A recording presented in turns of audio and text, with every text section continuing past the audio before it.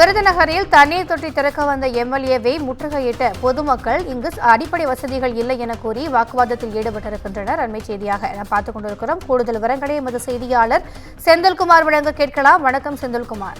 இந்த கிராமத்தில் என்னென்ன வசதிகள் இல்லை, பொதுமக்களுடைய குற்றச்சாட்டுகள் என்னவாக இருக்கிறது? கூடுதல் விவரங்கள்.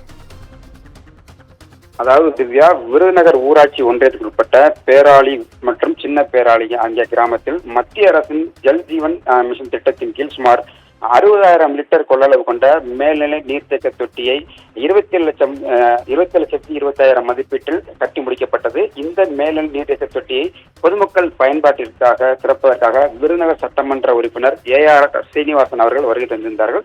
இந்த நிலையில் அப்பகுதியில் கூடியிருந்த அதிமுக மாவட்ட கவுன்சிலர் மற்றும் அப்பகுதி பொதுமக்கள் திரண்டு தங்கள் தொகுதிக்கு பலமுறை சாலை மற்றும் அடிப்படை வசதிகள் கோரி பலமுறை மனுக்களாக கொடுத்துள்ளோம், நேரில் சந்தித்துள்ளோம். ஆனால் நீங்கள் இதுவரை எந்த நடவடிக்கையும் எடுக்கப்படவில்லை.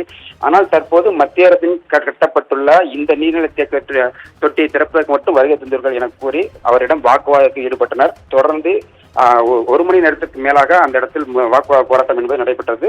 தொடர்ந்து சம்பவத்திற்கு வந்த காவல்துறையினர் பேச்சுவார்த்தை நடத்தியதன் அடிப்படையில் போராட்டம் என்பது கைவிடப்பட்டது. உடனடியாக காவல்துறையினர் சட்டமன்ற உறுப்பினர் அவரது காரில் அனுப்பி வைத்தனர். இதனால் முற்றுகை போராட்டம் காரணமாக அப்பகுதியில் பரபரப்பாக காணப்பட்டது. கூடுதல் விவரங்களுக்கு நன்றி செந்தில்குமார்.